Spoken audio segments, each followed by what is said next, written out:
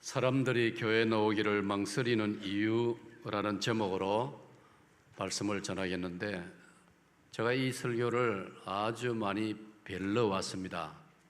꼭 이 주제로 설교를 해야 되겠다, 설교할 필요성을 많이 느꼈습니다. 어느 정도냐면, 제가 교육자로서 출발해가지고 긴 세월 살아오면서, 목회하면서 또 신앙생활을 하면서 제가 여러분만큼 많은 사람을 만나기는 쉽지 않습니다. 목회자는 교인들을 만나지 불신자들을 만나기가 쉽지 않습니다. 그러나 나름대로의 삶의 여정에서 제가 마음에 깊이 다가오는 것은 뭐냐? 우리 믿는 사람들이 생각하는 것보다는 훨씬 더 많은 사람들이 마음으로는 교회에 나오고 싶어 한다는 것입니다. 당겨주지 않아서, 권하지 않아서 의외로 교회에 나올 용기가 없는 사람들이 참 많습니다. 그래서 제가 이 주제로 꼭 한번 설교를 하고 싶었습니다. 제가 느끼고 깨달은, 또 성경이 가르치는 바에 따라서 사람들이 망설이고 있더라고요. 대체적으로 어떤 이유, 어떤 연유로 망설이는가, 그걸 오늘 여러분에게 말씀드리고 싶었습니다.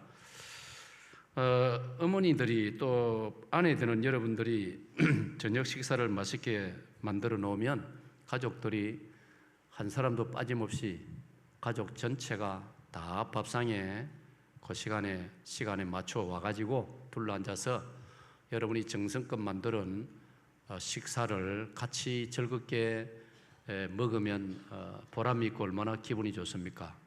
목회자도 영적으로 이치가 똑같습니다. 설교를 꼭 성도들이 결석하지 않고 들으면 좋겠다, 이런 바람이 항상 있습니다. 그런데 오늘은 진짜로 제가 결석하지 않고 잘 듣기를 바라는데, 이미 결석한 사람 못 자겠습니까? 그죠? 지금 연락해서 어쩌든지 오라고 이렇게 강제로 데려올 수도 없고, 하여튼 그런 목회자의 마음을 여러분들이 이해를 하시고, 오늘 설교 제목 다 같이 한번 합시다. 시작. 사람들이 교회에 나오기를 망설이는 이유. 아주 실제적인 문제입니다. 현실적인 주제입니다. 사람들 마음속에는 하나님께서 이런 본능을 주셨어요. 그게 뭐냐면, 예수님에 대해서, 교회에 대해서, 천국에 대하여 여러분이 생각하는 것보다는 훨씬 관심을 많이 가지고 있습니다. 호기심을 많이 가지고 있습니다. 어쩌면 어떤 사람들은 갈망하는 마음도 가지고 있습니다. 교회 한번 나오고 싶은데, 그런데 혼자 나가기가 용기가 없고, 누가 손 좀 잡아주면은, 누가 좀 건면해주면은 내가 못 이긴 척하고 따라가겠는데, 이런 사람들도 의외에 많습니다. 바로 오늘 읽은 본문의 말씀에 한 젊은이가 그런 케이스에 해당됩니다. 오늘 읽은 마태오 19장 16절 말씀을 보면은 어떤 사람이 예수님에게 와서 말합니다. 선생님이요, 내가 무슨 선한 일을 하여 영생을 얻으리까? 즉, 이 젊은이는 영생에 대해서 관심이 있었고, 호기심이 있었고, 갈망하는 마음이 있었다. 여러분, 이런 사람들이 어찌 저 사람 한 사람뿐이겠습니까? 여러분, 이 젊은이를 누가복음을 연결해서 보면은 그는 젊은 사람이었고 부자였고 관원이라고 했습니다. 관원이란 말은 요즘 말로 행정고시 합격해서 아주 젊은 나이에 고위공직에 오른 사람을 관리라고 말했습니다. 그래서 이 젊은이는 삼박자를 갖춘 사람입니다. 젊었지요, 부자지요, 유산을 많이 물려받았겠죠. 젊은 데다가 부자지요, 관리가 되었습니다. 아니, 이만하면은 뭐가 아쉽겠습니까? 이만하면 다른데 갈증을 느낄 필요가 없지 않습니까? 그런데 그게 아니에요. 하나님께서 우리 인생을 지으시기로 그런 것만 가지고는 인생이 마음에 진정한 만족을 느끼지 못한다는 겁니다. 마음의 갈증이 해소가 안 된다는 것입니다. 그래서 이 젊은이가 예수님을 찾아온 것입니다. 여러분, 20년 전에 그 상황에서 예수님을 아는 척하는 건 별로 인간적으로 자기한테 뭐 유익될 게 없습니다. 예수님하고 거리를 두고 예수님 모른 척하는 게 살기에 훨씬 더 편리하던 시대였습니다. 그런데 이 젊은이가 예수님을 찾아왔지 않습니까? 그리고 심각한 질문을 했습니다. 이 사람은 당시에 많은 사람이 예수님을 찾아오던 목적하고는 달랐습니다. 20년 전에 수많은 사람들이 병 낫고자 예수님을 찾아왔습니다. 배고파서 예수님을 찾아왔습니다. 그런데 이 사람은 그게 아닙니다. 이 사람은 어떻게 하면 영생을 얻을 수 있겠습니까?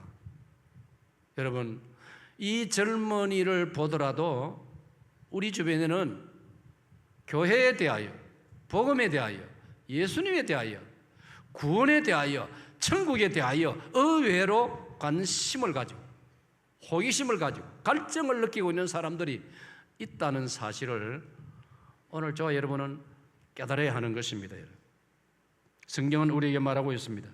누가복음 23장 42절에도 한 강도가 아주 죄를 많이 지었어요. 그래서 예수님처럼 같은 시간 골고다 언덕에서 그도 사형을 당합니다. 여러분, 흉악범이 아니면은 아무리 로마 제국이지만 사형을 집행하지는 않습니다. 그런데 이 사람은 아마도 몇 건의 살인 사건도 있고 아주 이거는 심한 강도이기 때문에 결국은 이런 인간은 사회에서 단절시켜야 된다. 아마 판사가 그렇게 판결을 내리고 그가 지금 십자가 예수님 옆에서 사형당하고 있습니다. 그런데 이 사람이 마지막 숨이 넘어가는데 마지막 한 가닥 남은 자기 힘을 모아가지고 예수님에게 호소하는 내용입니다. 이르되 예수여, 당신의 나라에 임하실 때에 나를 기억하소서. 여기 보세요. 이 강도도 내세에 대하여, 사후에 대하여, 죽고 난 다음에 죽음 이후의 세계에 대하여 그는 관심이 있었고 그는 사모하는 마음이 있었다는 걸 증거하고 있지 않습니까? 여러분, 그렇습니다.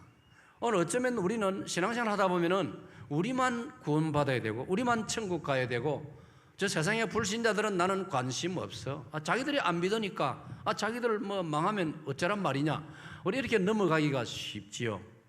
시간 흐르다 보면 그런 아주 안이한 생각을 우리가 가지게 되어집니다. 그런데 현실은 그렇지 않더라는 겁니다. 그런 사람들 가운데에 복음에 대하여 깊은 관심을 가지고 있는 사람들이 있다는 것입니다. 그게 하나님이 창조하신 우리 인간들의 본성입니다. 그리고 전도서 3장 11절은 이렇게 말하고 있습니다. 하나님이 모든 것을 지으시되 때를 따라 아름답게 하셨고, 그 다음 세 번째 줄 다 같이요, 시작. 또 사람들에게는 영원을 사모하는 마음을 주시느니라. 여러분, 저기 보세요. 하나님께서 모든 사람에게 영원한 세계를, 영원한 것을, 영원한 게 뭡니까? 이게 우리 복음 아닙니까? 이게 우리 교회 아닙니까, 여러분? 교회는 이 시대, 우리 시대 이 땅에서 잘 먹고 잘 살도록 뭘 가르치는 게 아닙니다. 교회는 영혼을 가르치는 것이고 영원한 세계를 가르치는 것이 교회 아닙니까? 그러니까 하나님께서 우리 인간의 마음속에 영원한 세계에 대해서 관심을 가지고 저 말씀대로 사모하는 본능을 주셨다 이 말이에요. 그리고 우리가 불신자들을 바라볼 때 저 사람들도 사실은 내면적으로 천국에 대해서 고민을 할 때가 있구나. 그러면 내가 도와줘야 되겠다. 그러면 저 사람들을 내가 교회를 한번 데리고 와야 되겠다. 그렇게 되어지는 거예요. 오늘 사실은 그런 것을 목표로 두고, 목적으로 두고 제가 이 설교를 여러분에게 하고 있습니다. 그러나 이제 들여다보면은 그런 마음은, 본능은 가지고 있는데 망설이고 있는 경우가 대부분이더라는 것입니다. 결단을 내리지 못하는 것입니다. 안 그렇습니까? 우리 이 세상을 살아가면서 결정을 못 내리고 망설이는 일들이 세상에 얼마나 많습니까? 인생살이에서도 결정을 못 내리고 이럴까 저럴까 갈까 말까 할까 하지 말까 망설이들이 꽉 찼습니다. 이것도 마찬가지. 교회에 한번 가볼까? 예수님을 한번 믿어볼까? 기독교 신자로 한번 살아볼까? 이런 망설이는 마음들이 사람들에게 있다는 사실입니다. 대부분은 안타깝게도 망설이다가 영영 기회를 놓쳐버립니다. 오늘 본문에 보세요. 예수님을 찾아오기까지 온 것까지는 너무나 잘했는데 이 청년도 결국은 망설였습니다. 마지막 순간까지 망설였습니다.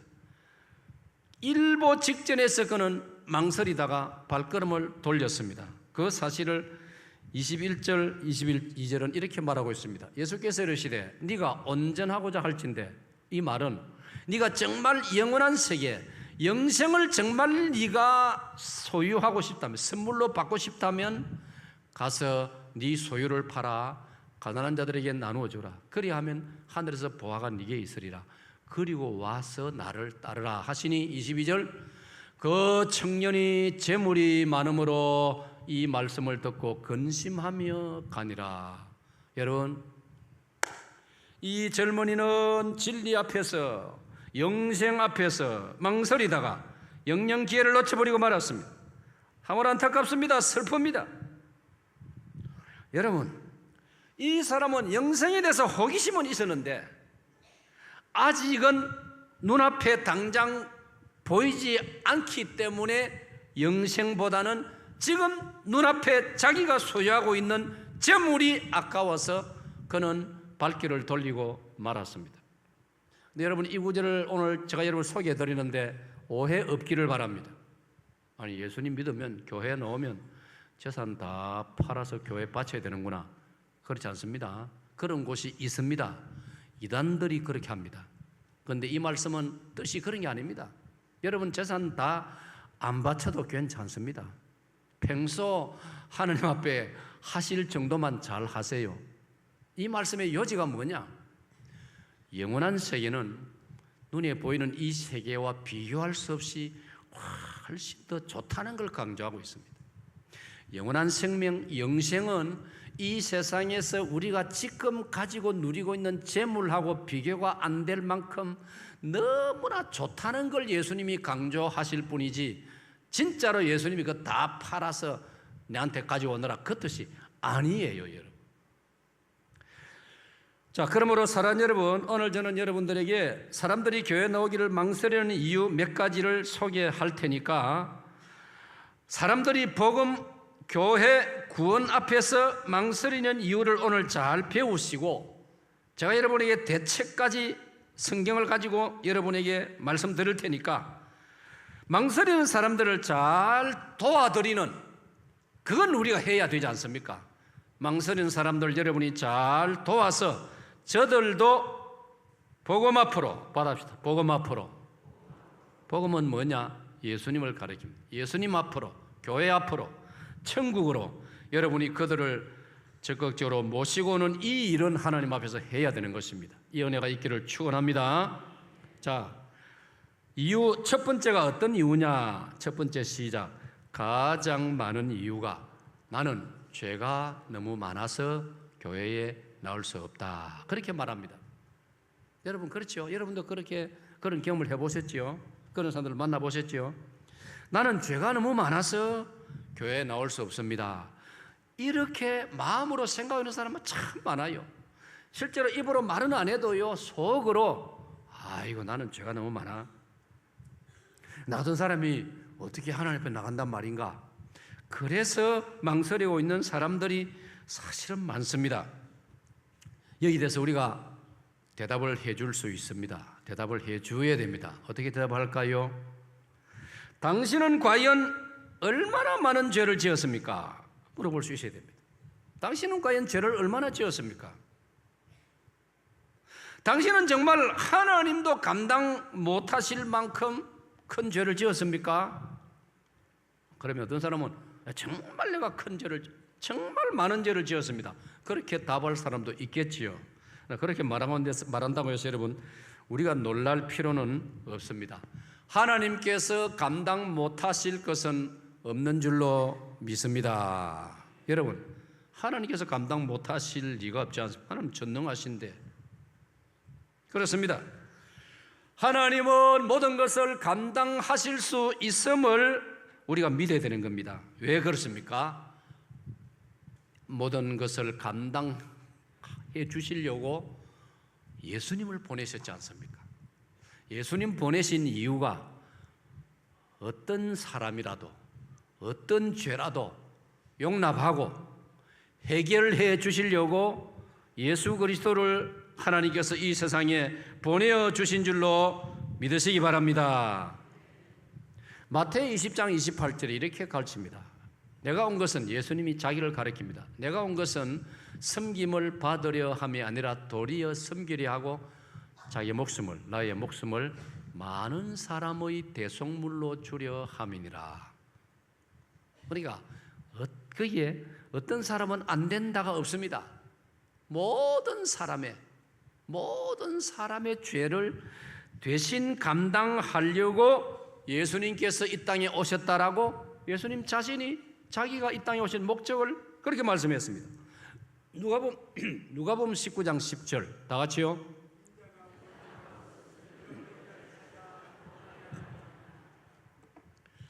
예수님은 잃어버린 자를 찾아 구원하시려고 내가 왔다, 그렇게 말씀했습니다. 그 다음에 이사야 1장 18절 19절 여러분 보세요.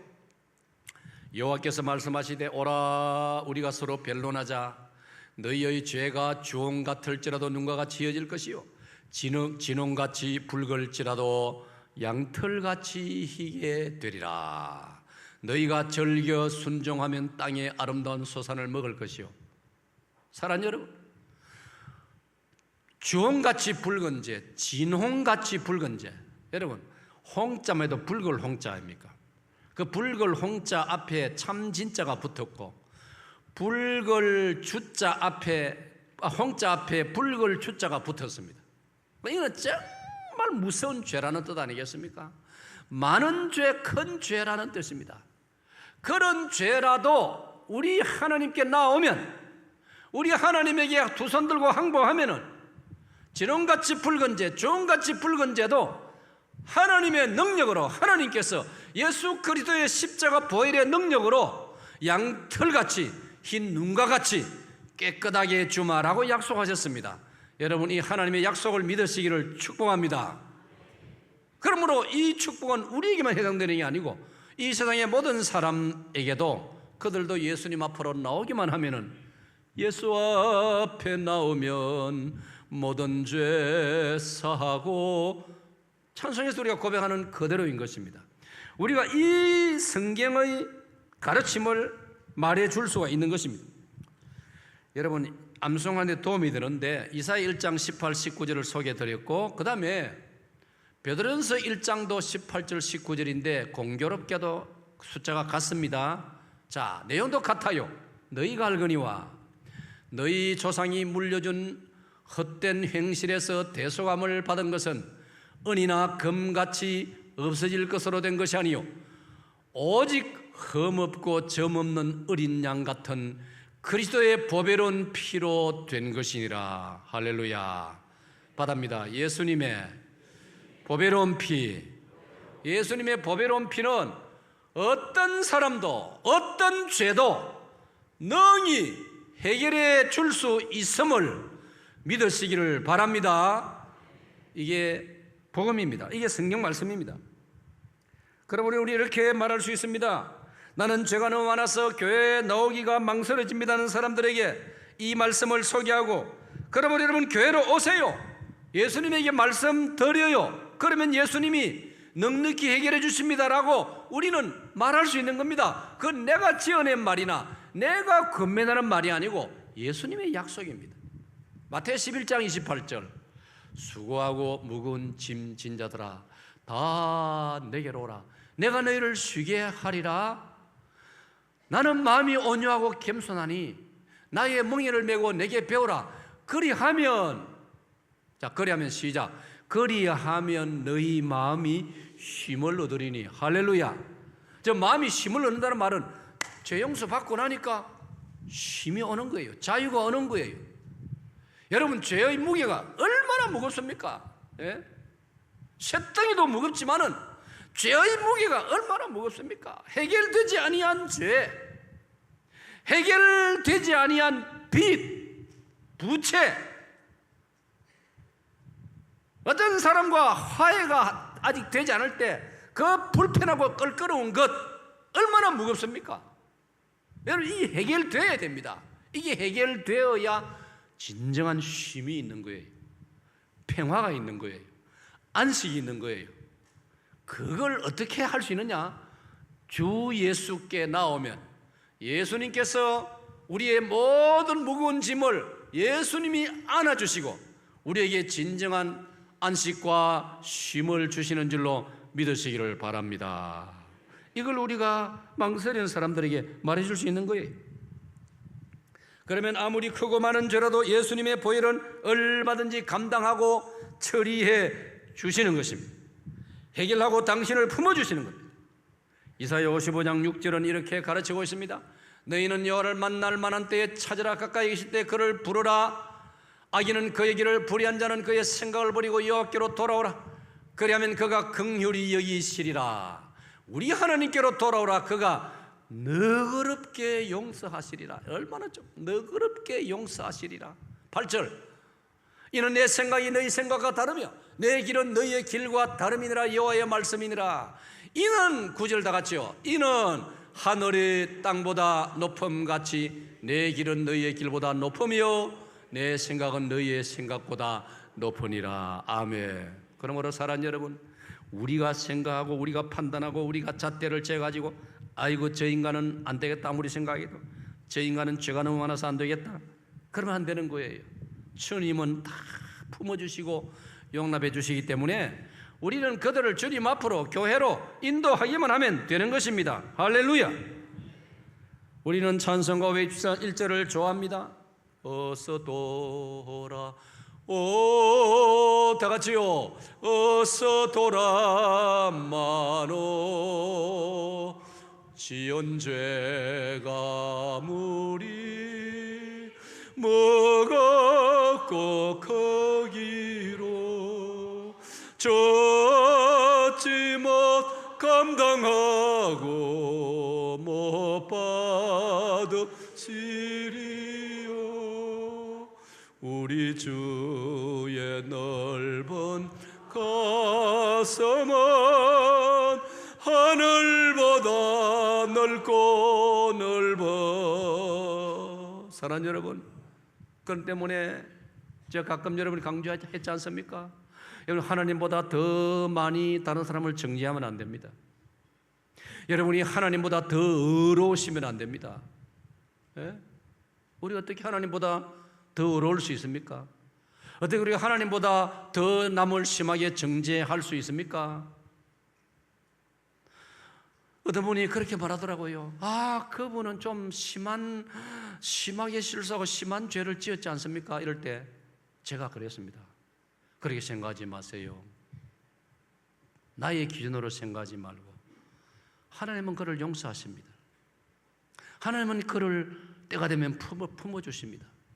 그는 이미 엄청난 형벌을 당하고 있습니다.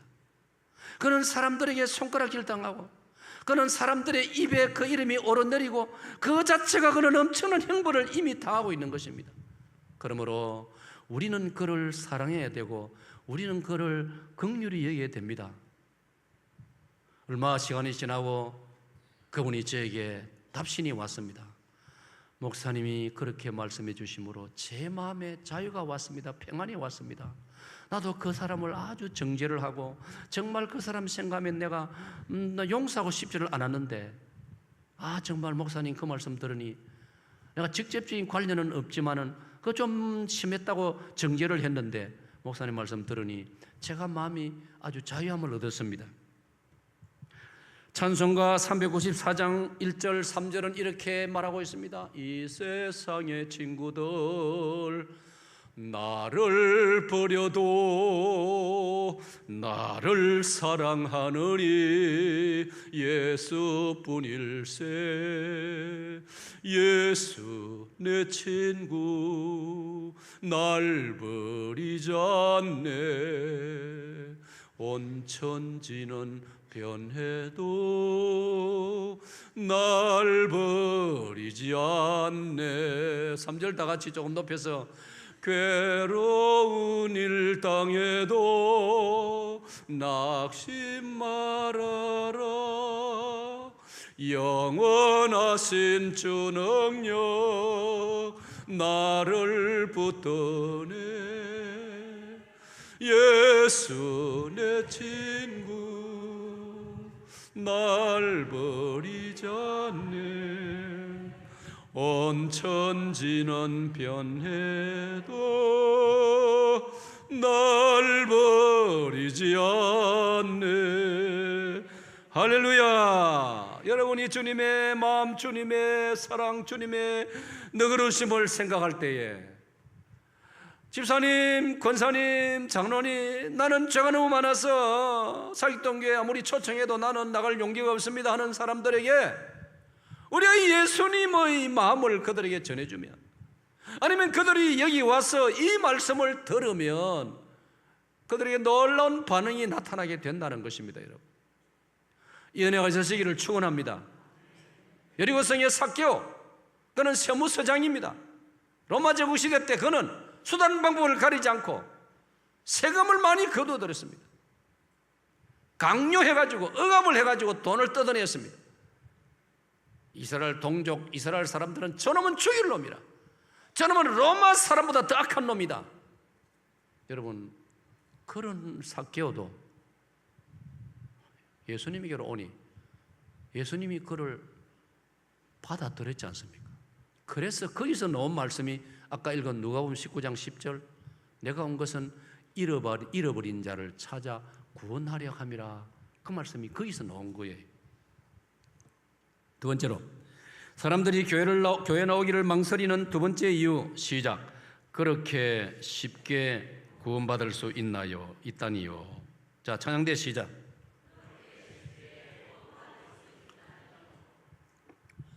여러분, 우리가 복음을 전하보면, 우리가 기독교를 소개하다 보면 사람들이 상당히 오해를 합니다. 그리고 사람들이 참 납득하기 힘들다고 합니다. 기독교는 말이지 천국 가는 걸 저렇게 쉽게 말한다. 예수님 믿고 구원받읍시다. 예수님 믿으면 천국 갑니다. 아이고 참, 서울 가는 것도 구포역 가가지고 열차를 기다렸다가 차비 내가지고 말이지, 그것도 자기 번호 앉아가지고 몇 시간 걸려야 서울 가는데 예수 믿는 사람은 천당 가는 걸 저렇게 쉽게 말한다. 너무 쉽다고 하니까 안 믿어지는 거예요. 구원받는 게 그렇게 쉽다니요? 이런 반응을 보이는 거예요. 사랑하는 여러분, 그렇게 생각하는 사람들이 의외로 많습니다. 왜 그런지 아세요?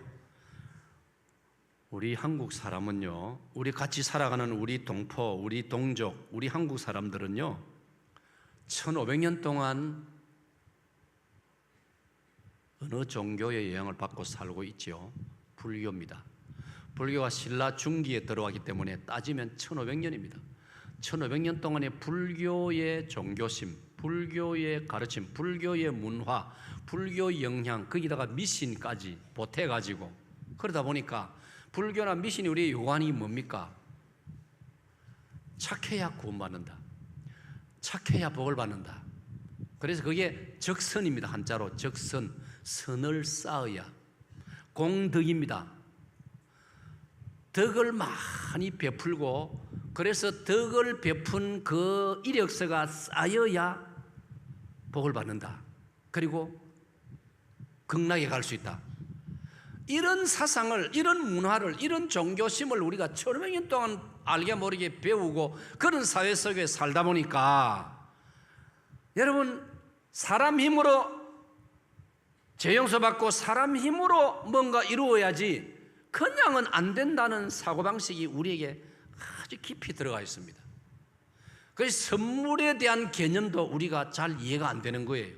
어쩐 미안하게 생각이 되고, 선물에 대해서 받으면 미안하게 생각하고 부담을 느끼고 이렇게 되어지는 거예요.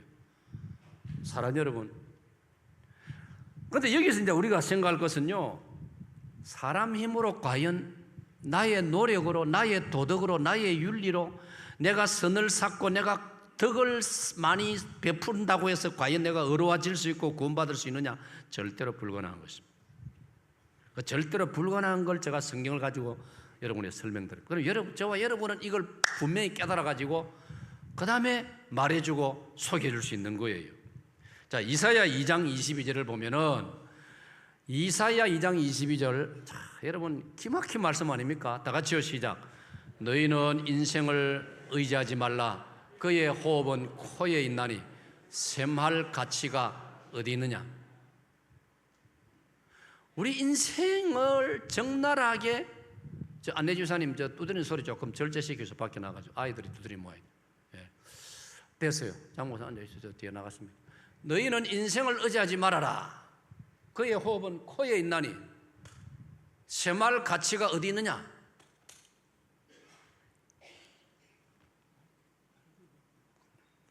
그게 아니고 장모사 지금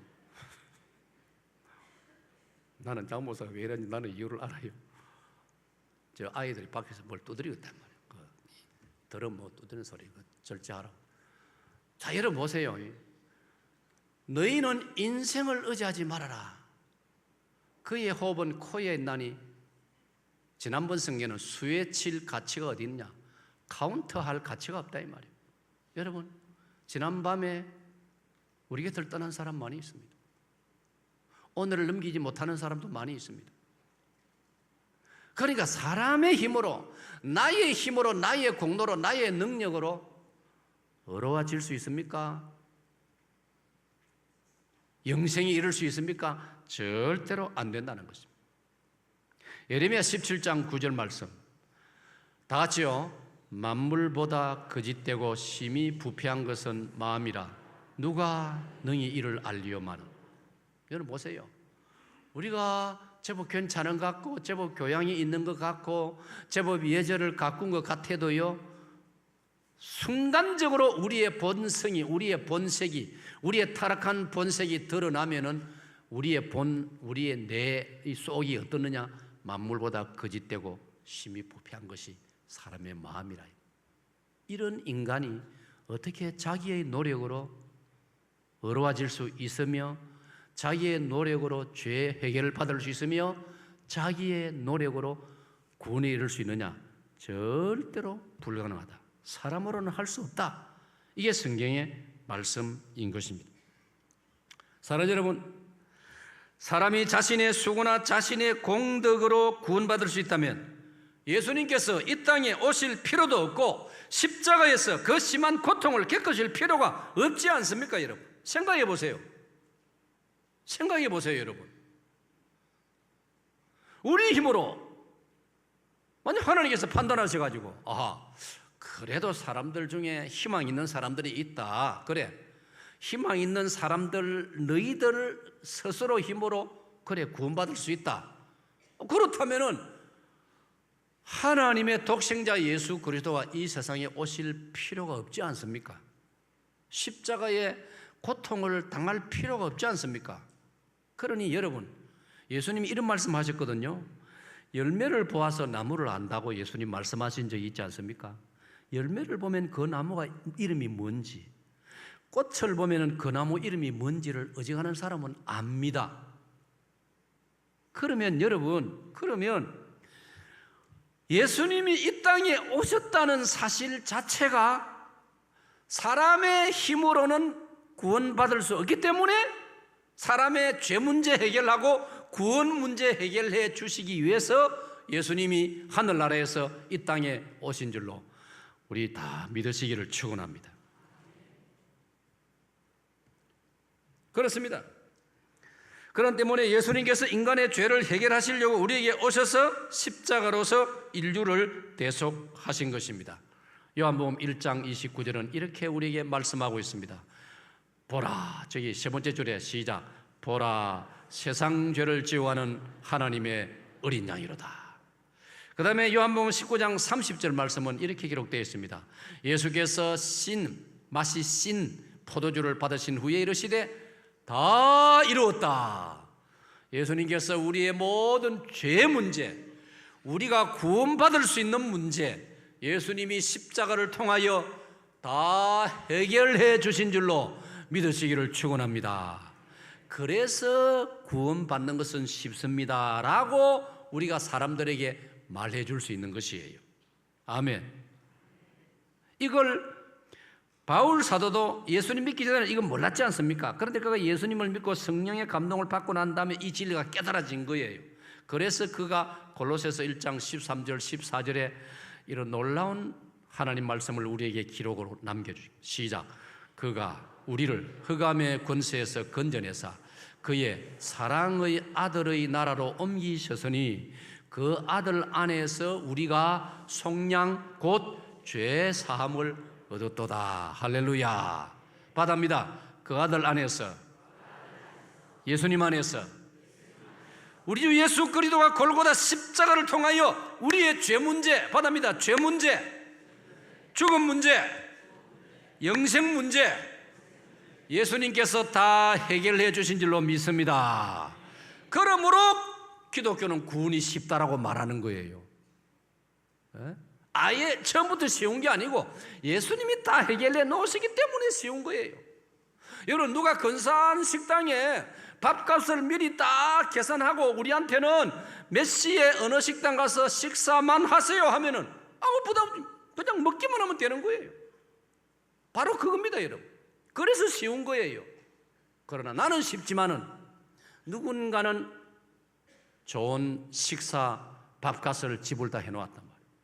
누군가는 좋은 호텔에 잠자리 여름 휴가하라고 좋은 숙소를, 누군가는 돈을 미리 지불하고 좋은 방을 내 이름으로 예약을 해놓았단 말이에요. 나는 가서 누리면 됩니다. 그렇다고 이게 수월하고 그냥 뚝 떨어진 것이냐, 공짜로 떨어진 것이냐? 아니지 않습니까? 누군가는 거기에 응분의 값을 지불한 거예요. 받아봅시다. 값을 지불하다.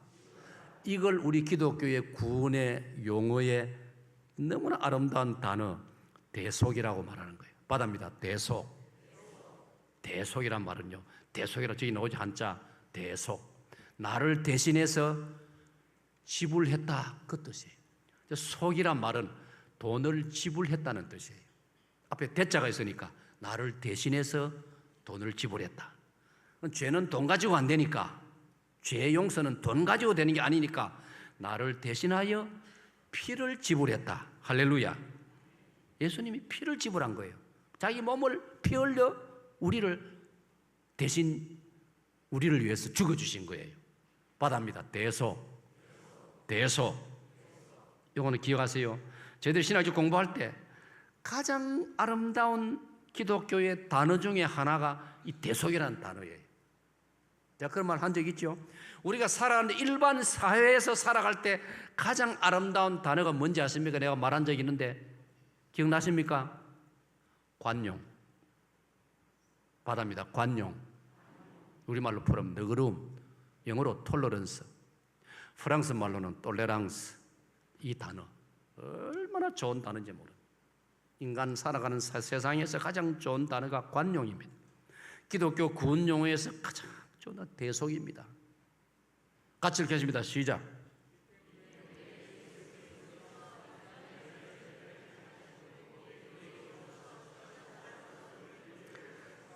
아멘. 그러므로 우리는 예수님 고맙습니다, 영접합니다, 믿습니다, 나의 주시요 나의 하나님이십니다, 이렇게 고백하면은 구원을 하나님이 주시는 것입니다. 이건 여러분도 자주 이 고백을 해야 됩니다. 자, 같이 하기 시작. 그러므로 우리는 예수님 고맙습니다, 영접합니다, 믿습니다, 나의 주시요 나의 하나님이십니다. 이렇게 여러분 고백할 때 우리 예수님이 이루어 놓으신, 예수님이 우리 대신 다 미리 이루어 놓으신, 아까 요한복음 19장 30절 내가 다 이루었다, 그걸 우리에게 선물로 주시는 줄로 믿습니다. 그래서 에베소서 2장 8절 9절에 이것은 하나님이 너희 주신 선물이요 은혜로 말미암아 너희가 구원을 받았나니 너희에서 난 것이 아니요 하나님의 선물이라. 아멘. 선물이니까 쉽지 않습니까, 여러분? 선물은 그냥 받기만 하면 되는 거 아닙니까? 그러니까 예수 믿고 구원받읍시다는 이 복음이 불신자들이 볼 때는 너무 쉬워 보이는 거예요. 어떻게 그렇게 쉽게 구원받습니까? 어떻게 그렇게 쉽게 천국 갈 수 있습니까? 그러니 안 믿어집니다, 이렇게 말하는 거예요. 그런데 사실은 예수님이 값을 다 지불했습니다. 이게 성경의 대답이라 이 말이야. 할렐루야. 그 다음에 세 번째로 사람들이 교회 나기를 망설이는 이유, 세 번째, 시작.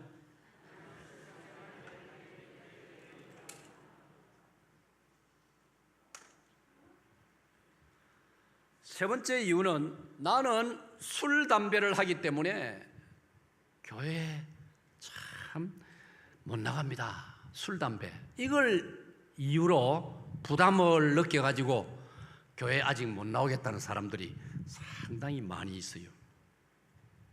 자, 여기에 대해서 우리 어떻게 말을 해야 되느냐? 전혀 문제가 안 됩니다. 이렇게 말해줘야 됩니다. 혹시 여러분 중에 전도하다가 맞습니다. 술, 담배 끊고 오세요. 이렇게 하면 안 됩니다. 받아합시다. 그냥 오세요. 또 받아합시다. 괜찮습니다. 교회 실컷 다니면서도 못 끊는 사람이 있는데 이제 교회 나오려고 하는 사람 보고 말로 끊으라 할 깁니까? 그냥 오라 해야지요. 여러분, 우리의 문화는, 한국의 문화는 참 저는 볼 때 이상해요.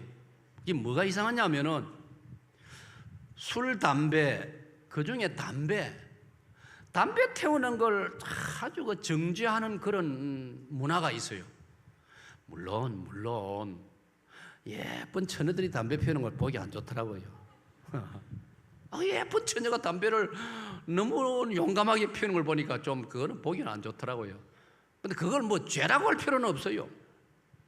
근데 우리 사회는 거짓말하는 것은 예사로 하면서 담배 피우는 것에 대해서는 정죄를 잘해요. 특별히 교회에서.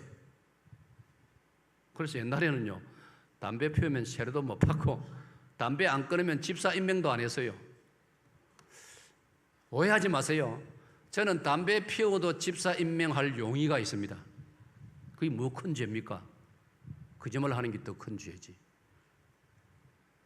남의 돈 도둑질 하는 게 더 큰 죄지. 예?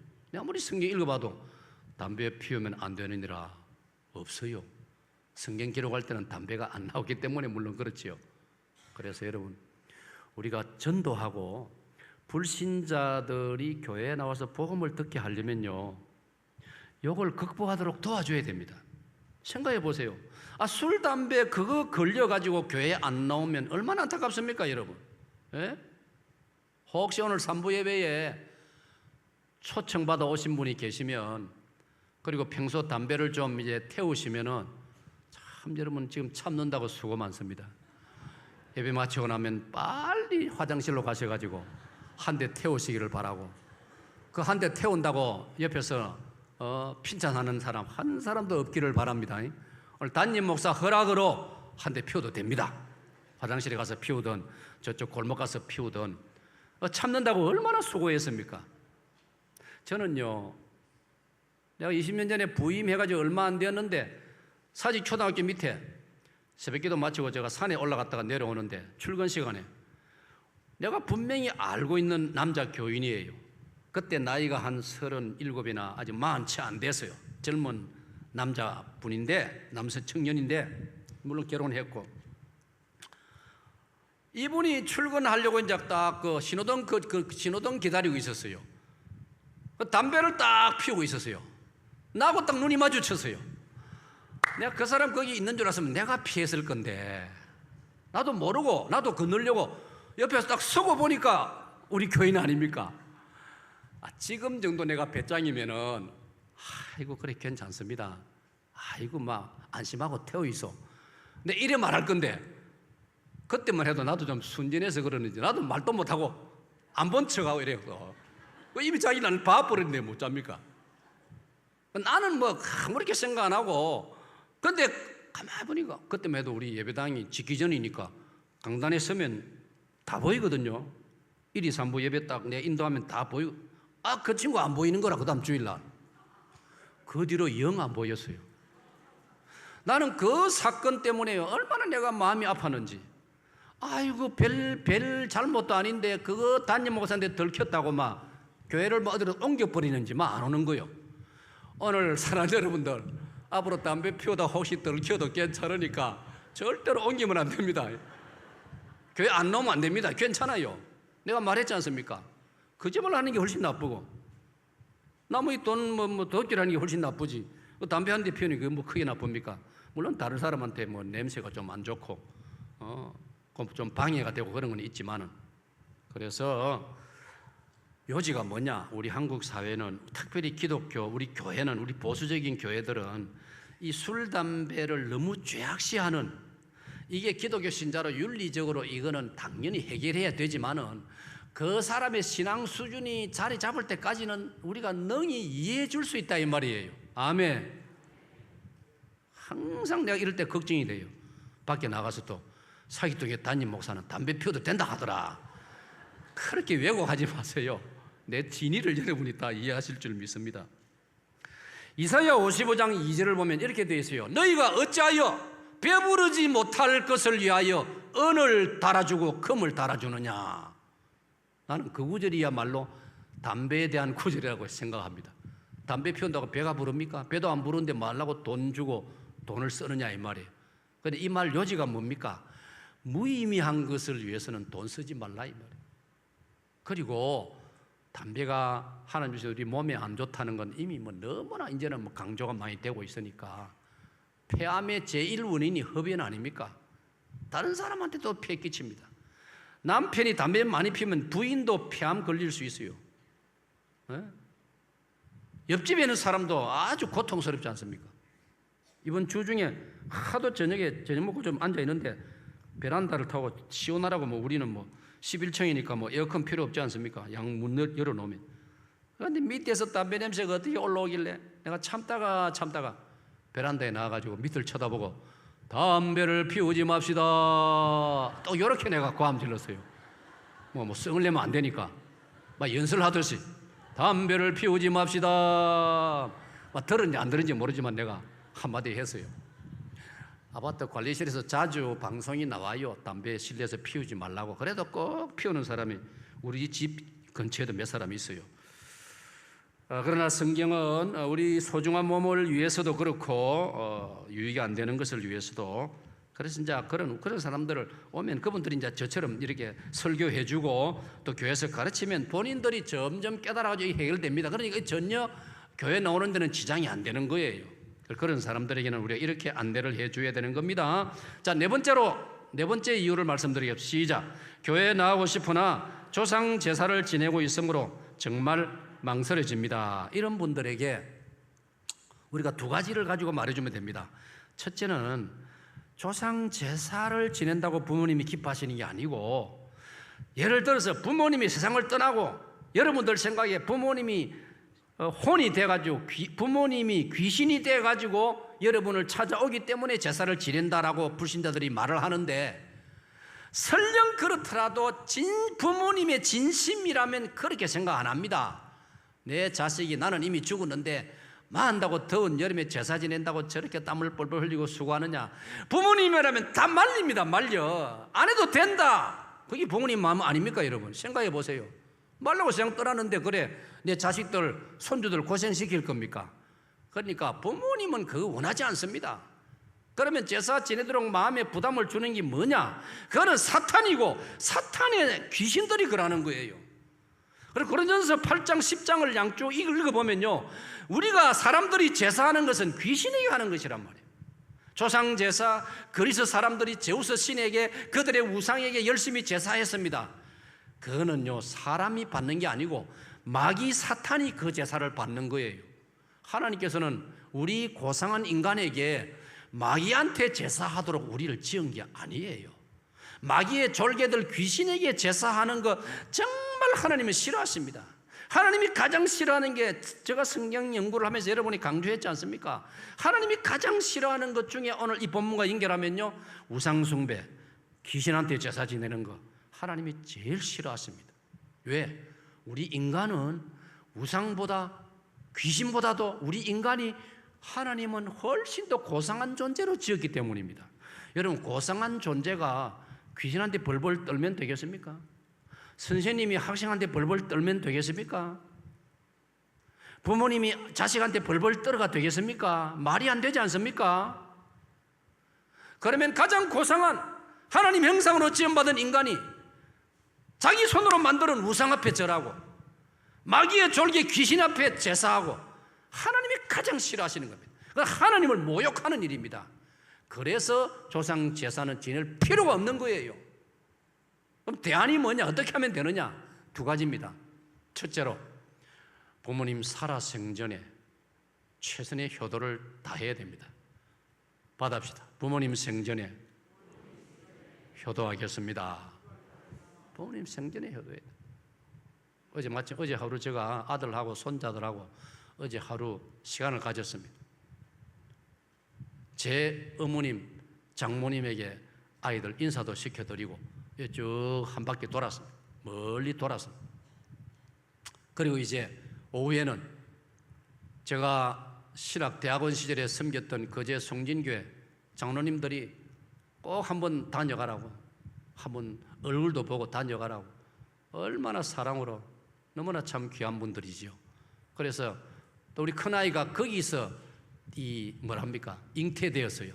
송진교회 제가 담임 전도사로 심호할 때 거기서 이 아이가 생겼단 말이에요. 그래, 안태 고향 아닙니까? 그래서 이제 장로님들이 인사도 할 겸 아이 인사도 시킬 겸 데려갔습니다.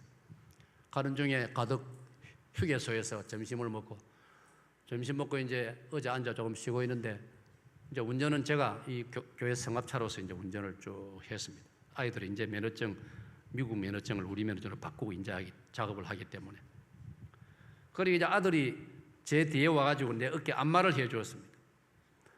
그때 손자 둘이 딱 쳐다보고 있어요. 그래서 내가 신우야, 윤우야, 어제 너희 아빠도 할아버지처럼 이래 된다. 그러니까 그때 되면 네가 네 아빠 저렇게 어깨 주물러 드리라. 예. 그런 그게 하나의 교훈이에요. 이게 우리 기독교는요, 살아생전에 부모님에게 효도해야 돼요. 정말 모든 부모님들은 불신자라도요, 이렇게 제가 설명을 잘 해드리면 전부 다 그게 옳다 합니다. 수요 경로대학 때 제가 이런 설교를 많이 합니다. 그러면요, 부모님들이요, 박수를 칩니다. 지금 여러분은 박수 안 치지요? 그분들은 박수 칩니다. 경로대학에 500여 명 모여가지고 얼마나 설교 잘 듣습니까? 여러분 선생님들 다 알고 있지 않습니까? 설교 중에 막 박수가 나옵니다. 그분들도 본능적으로 제가 가르치는 이게 성경적인 게 맞다는 겁니다. 살아생전에 부모님 효도. 그 다음에 또 한 가지는 대안이 뭐냐? 부모님 돌아가신 기일이 되면 추모 예배를 드리든지, 그리고 자녀들 함께 모여 형제간에 만나고 교제하고 식사하고 그러면 되는 거예요. 부모님이 정말 세상 떠나고 나서도 부모님의 그 영혼이 이 자녀들의 모습을 보신다면 그걸 훨씬 더 좋아하셔. 그래, 너희들끼리 모여가지고 너희들끼리 교제하고 식사하고, 그래, 내가 바라는 게 바로 그거다. 안 그러겠습니까? 틀림없이. 자, 다섯 번째 이유를 설명하겠습니다. 다 같이요. 교회에 가면 헌금하라고 할 것 같아서 망설여진다. 많은 사람들이 이렇게 말하고 있어요. 교회 가라고 하면 교회 가면 헌금하라고 할 것 같아서 부담을 느끼는 분들이 사실 좀 있어요. 그러나 여러분, 우리는 대답을 해야 됩니다. 우리는 말 그대로 받아합니다. 헌금입니다. 받아합시다. 헌금입니다. 여러분, 세금이 아닙니다. 헌금이란 말의 반대는 세금입니다. 우리가 예배 시간에 우리가 신앙생활하면서 하나님 앞에 드리는 헌금은 세금이 아닙니다. 세금은 안 하면 죄가 되는 겁니다. 여러분, 세금을 포탈하면 큰 죄 아닙니까? 헌금은 세금이 아닙니다. 내가 믿음의 분량으로 하나님께 감사하여 드리는 예물입니다. 예물입니다. 예물. 이건 인격에서 나오는 기고 믿음에서 나오는 거예요. 그런 때문에 우리가 그런 점을 잘 설명해 줄 필요가 있는 거예요. 이거는 세금이 아닙니다. 하나님 앞에 깨달아지면은 그때 가서 자원해서 드리는 것입니다. 그래서 고린도서 9장을 보니까 이런 원리가 있어요. 헌금은 인색함으로나 억지로 하는 것이 아니고 자원함으로 해야 되고 즐거운 마음으로 해야 된다. 받아봅시다. 자원함으로, 즐거워하는 마음으로. 여러분 아시죠? 저는 불신자 가정에서 예수님을 믿기 시작했습니다.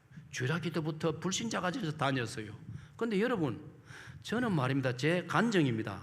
저는 예배 시간에, 주일학생 시간에, 주일학기부터 헌금하는 게 제 마음에 부담된 적이 없습니다. 이게 내 믿음에 지장된 일이 없습니다. 처음부터 헌금하는 게 기쁘고 즐거웠습니다. 불신가지에서 나오니까 그때만 해도 제때 헌금을 챙기지 못할 때가 있습니다. 그래도 거기 내가 마음이 안타까울 뿐이지 왜 교회는 가면 헌금해라 하나 이런 부담이 없었습니다. 그게 하나님의 은혜지요. 그런 때문에 헌금과 예물은 하나님 앞에 은혜로, 내가 받은 은혜로 말씀이 깨달아지면은 얼마든지 이해가 되고 해석이 되어지는 것입니다.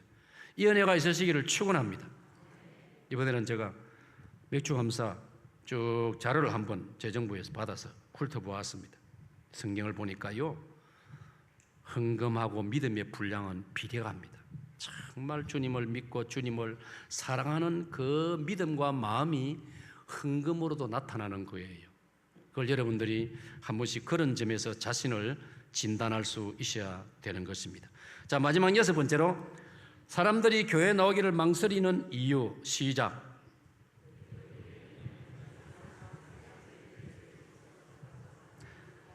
아직은 젊고 바쁘다. 좀 더 나이 들면 그때 교회 가겠습니다. 이렇게 이유를 대는 사람들이 사실 많이 있습니다. 교회 가면 무슨 재미로 인생을 산단 말이냐, 교회 가면 재미가 다 없어지는 거 아니냐 이렇게 생각합니다. 여러분, 정말 그렇습니까? 우리가 신앙생활을 하면은 세상이 알지 못하는 신앙세계의 기쁨, 기독교 세계 안의 기쁨 얼마든지 있는 줄로 믿으시기를 축원합니다. 축원합니다. 시편 4편 7절은 이렇게 가르칩니다.